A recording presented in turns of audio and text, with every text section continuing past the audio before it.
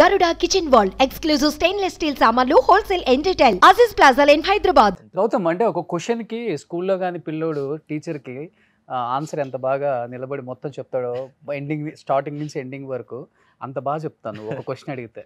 నీలో అది ఆ టాలెంట్ మటుకు ఉంది పక్క. ఫ్రమ్ డే 1 నుంచి నేను అబ్జర్వ్ చేస్తున్నాను కదా.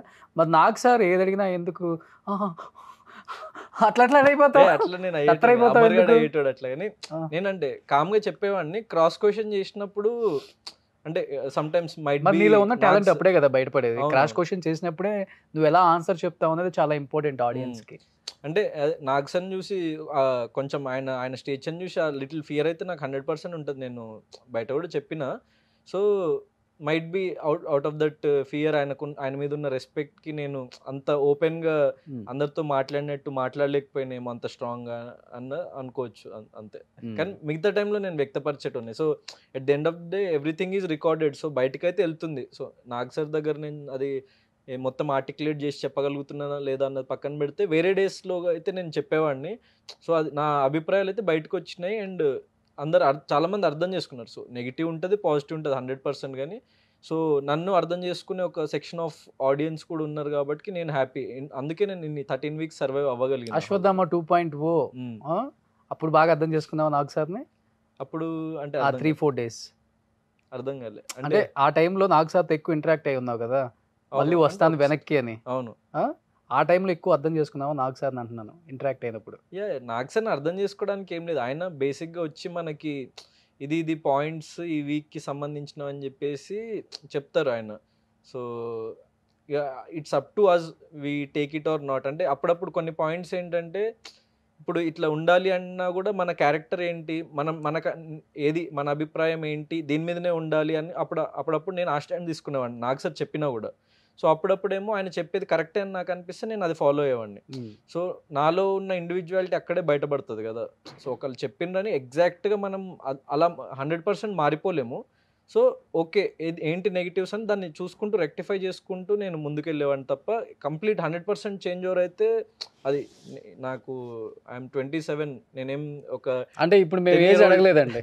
10-year-old అబ్బాయిని గౌతమ్ అంటే రివీల్ చేస్తున్నాడు అనమాట. అట్లని కాదు నేను అనేది. అంటే ఇన్ని సంవత్సరాలు నేను బ్రతికి నాకంటూ ఒక అభిప్రాయాలు, నాకంటూ ఒక వ్యక్తిత్వం, పర్స్పెక్టివ్ ఆఫ్ లైఫ్ వచ్చిన తర్వాత అంత ఈజీగా 1-2 మూమెంట్స్లో 1-2 డేస్లో అది మారిపోదు. సో నేను ఏదైనా తప్పు చేస్తే అది రెక్టిఫై చేసుకొని ముందుకెళ్ళేవాడిని తప్ప. మెచ్యూరిటీ వచ్చిందా బిగ్ బాస్కి వెళ్ళిన తర్వాత? వెళ్ళక ముందే వచ్చిందా? ఇంకా అది maturity is something that we gain every day. So అట్లా అప్పుడు వచ్చింది ఇప్పుడు వచ్చింది 100% అని ఎవరు చెప్పలేడు. 10 సంవత్సరాల తర్వాత చూసుకుంటే ఇంకా మెచ్యూర్డ్గా ఉంటాయి, 20 సంవత్సరాల తర్వాత చూసుకుంటే ఇంకా మెచ్యూర్డ్గా ఉంటాయి. అంటే కంటిన్యూగా నాగ్ సార్ క్వశ్చన్స్ అడిగినప్పుడు అనిపించింది ఎప్పుడైనా కానీ టార్గెట్ చేస్తున్నారు నన్ను కొంచెం పర్లేదు అంటే అనిపించిందా?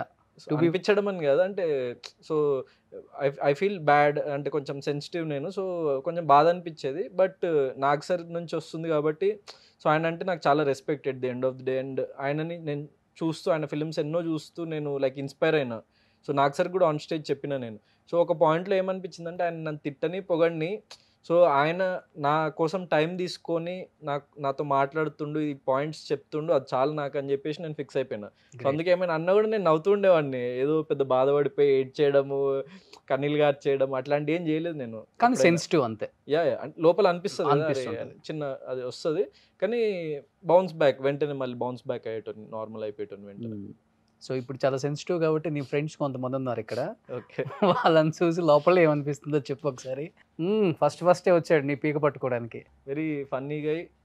సో కలుస్తుంటాం బయట కూడా, కలిసి మూవీస్ కూడా చేస్తాం. Very good friend. Okay, big బాస్లో తేజ ఎలా ఆడాడంటే ఏమని చెప్తావు? ఒక అది ఆడియన్స్ చెప్పాలి, వాళ్ళ ఆట గురించి డిసైడ్ చేయడానికి I'm no one. But as a person like he's a very funny guy and మంచి ఫ్రెండ్. ఇప్పుడు పీక పట్టాడు కదా నీది. అప్పుడు కూడా ఏమనలే, ఇప్పుడు కూడా ఏమన్నా. నేను ఇప్పుడు ఏమనలే ఆ విషయం కోసం. ఆడియన్స్ హట్ అయిండ్రు అండ్ మా ఫ్యామిలీ వాళ్ళు కొంచెం హట్ అయింది, నా ఫ్రెండ్స్ కొంచెం మంది హట్ అయిండ్రు. సో వాళ్ళకి వచ్చి సారీ చెప్పిండు. వాడు బయటికి ఎలిమినేట్ అయ్యి బయటికి రాగానే మా ఫ్యామిలీని కలిసి కూడా ఈ told sorry and it's okay and it's part of game. నేను అంత సారీ చెప్పాడా? నాకు కూడా అప్పుడు కూడా సారీ చెప్పి నేను అప్పుడే నువ్వు కావాలని చేయలేదు నాకు తెలుసు అని చెప్పేసి అన్న అప్పుడే ఇమీడియట్గా. సో నెక్స్ట్ సో తిను కూడా like very good friend. And so ఇంతకుముందే మీరు వచ్చే షోకి వచ్చే ముందే మాట్లాడినా. Okay. So will work together soon, ఎందుకంటే కొంచెం మంది ఎక్స్పెక్ట్ చేస్తున్నారు ఫ్యాన్స్ కూడా. So will work together soon, ఏదైనా మూవీ కానీ వీడియో సాంగ్ కానీ. So we're planning something. అంటే ఫ్యాన్స్ ఎక్స్పెక్ట్ చేసేది వేరు అండ్ మీరు ఎక్స్పెక్ట్ చేసేది అదే మంచి ఫ్రెండ్స్ అనే, అంటే తను బయటకు వచ్చిన తర్వాత కొంచెం, ఎందుకంటే 5th వీక్లో అప్పుడే మా మధ్య చిన్న రప్చర్ జరిగింది ఆ లెటర్ టాస్క్ దానివల్ల. సో ఇంకొక 1-2 వీక్స్ ఎక్స్ట్రా తను ఉండున్నా అప్పటికి సార్ట్ అవుట్ అయిపోయేది. నేను తనకి ఎక్స్ప్లెయిన్ చేసేవాడిని, లేకుంటే సారీ చెప్పేవాడిని. అప్పటికి ఆల్రెడీ సారీ చెప్పిన తనకి మల్టిపుల్ టైమ్స్ లోపల ఉన్నప్పుడే. కానీ ఇంకా తన హీట్ ఆఫ్ ది మూమెంట్లో రావడము. అండ్ కొంచెం మంది ఏమన్నారంటే గౌతమ్ వల్ల వచ్చేసినావు అని. ఎందుకంటే ఒక్కొక్కళ్ళు ప్రపంచం అనేది నా వల్ల ఎందుకు వస్తుంది, తను at the end of day audience voting is matter కదా. సో గౌతమ్ వల్ల వచ్చేసినావు అని చెప్పడం, సో అవన్నీ కొంచెం తను హార్ట్కి తీసుకొని సంథింగ్ ఏదో ఇట్లా బయటికి కొంచెం తను ఒక్కటే కొంచెం ఏదో నెగిటివ్ చెప్పిందని నాకు వినిపించింది నేను బయటికి రాగానే.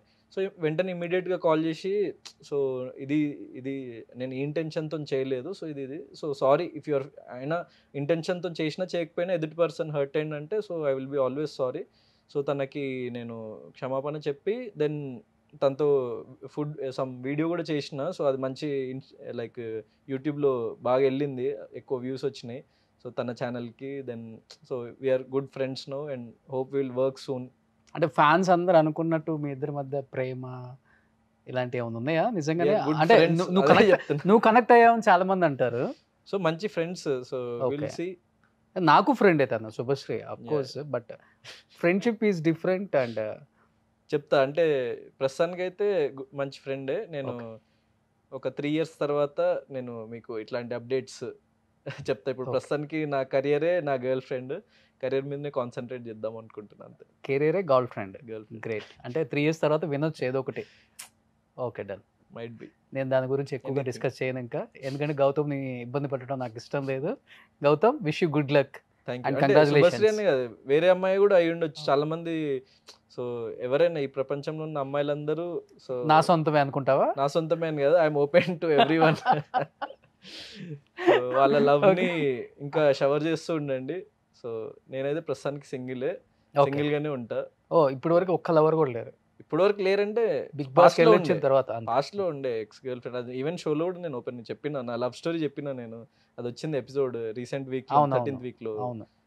సమ్ కాఫీ బ్రేక్ సంథింగ్ ఇచ్చిండ్రు అప్పుడు, టీ టైం అప్పుడు. అది చెప్పిన లవ్ స్టోరీ, నా బ్రేకప్ స్టోరీ అది. ఓకే, కాలేజ్ లో. సో ఇద్దరు హీరో హీరోయిన్లు కనిపించబోతారు మాకైతే. Yeah might be, we're hoping. Okay.